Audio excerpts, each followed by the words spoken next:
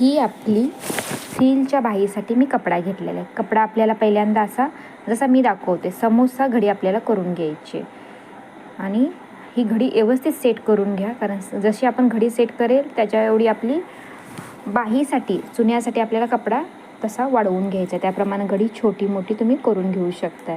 आणि हे 2 भाग उचलायचे जे आता मी पकडते हे, आणि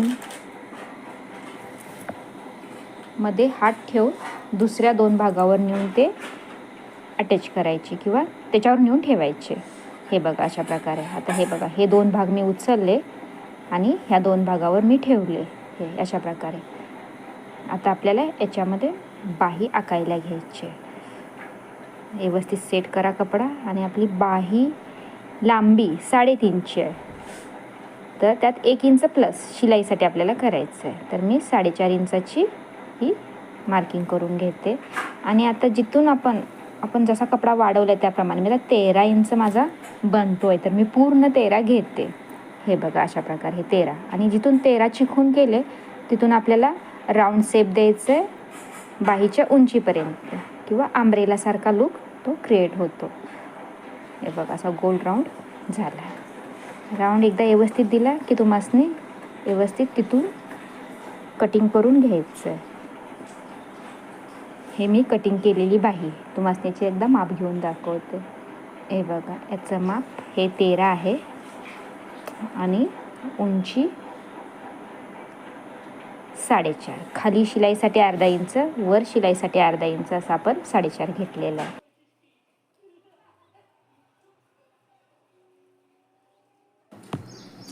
चला, ही आपली बाही मी बिडिंग करून घेतली आहे.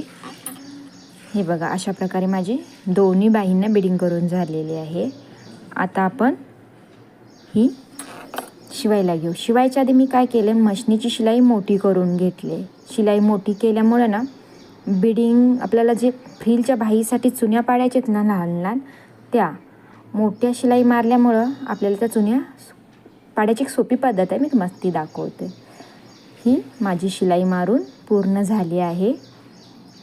आणि धागा जरा जास्त बाहेर खेचायचा. धागा जास्त बाहेर काढल्यामुळं आपल्याला हे बघा असा धागा, ह्यातला एक धागा पकडायचा आहे आणि असे मी जशी खेचते ना धागा आणि कपडा आतमध्ये ढकलते, त्या प्रकारे तुम्हासने पण करायचं आहे. अशा प्रकारे छोट्या छोट्या चुन्या आपल्याला जिकडं हव्यात तिकडं आपल्याला सेट करता येतात. अशा चुन्या घेऊन आपल्याला धागा खेचायचा आहे आणि कपडा आतमध्ये सरकवायचा आहे. जसं ह्या प्रकारे इकडच्या साईडने केलं आहे तसाच दुसऱ्या बाजूने पण आपल्याला कपडा, हे बघा चुन्या मी सगळ्या आता मध्ये घेतल्या आहेत. दुसऱ्या साईडनं पण मी थोड्या चुन्या ह्या साईडून पण घेते करून, त्या साईडनं पूर्ण येत नव्हत्या मला, तर मी इकडून पण थोड्या चुन्या पाडून घेतल्या. तर हेच चुन्या पाडून कंप्लीट झालेत आपल्याला.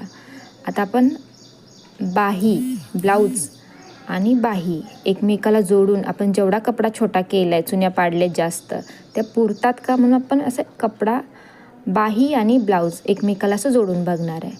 असं जोडताना जर कपडा कमी पडला तर चुन्या आपल्याला बाहेर खेचाव्या लागणार आहेत. हे बघा अशा.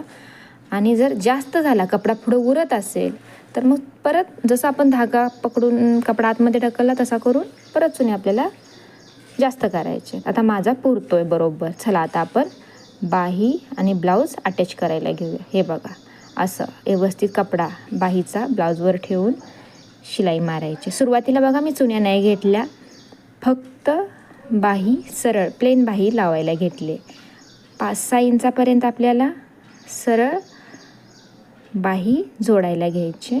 आणि हे बघा आता इथून माझ्या चुन्या टाट होतात, म्हणजे शोल्डरच्या थोड्या खाली 2-2.5 इंचाच्या आसपास आपल्याला चुन्या टाट करायच्यात. शोल्डरपासून पुढंही 2-2.5 इंच आणि पाठीही शोल्डरपासून पाठीमागच्या भागाकडं पण 2-2.5 इंच चुन्या आल्या पाहिजेत. जसा तुमचा कपडा असेल त्याप्रमाणे चुन्या कमी जास्त होतील. आता ह्या बघा चुन्या माझ्या व्यवस्थित सेट करून झालेत. आता राहिलेला कपडा पण आपण पाठीमागं पण 4-5 इंच जो राहतो तो सरळ आपण प्लेन बाही जोडून घेणार आहे. हे बघा अशा प्रकारे. हे बघा हे तर माझा शेवटला एवढासा कपडा राहिला आहे. हे बघा, ही बाही माझी लावून झाली. आता लावल्यानंतर हिचा लुक बघा कसा दिसतो. हे बघा, असा घातल्यावर पण ही खूप सुंदर दिसते. मी याचे फोटो तुम्हासनी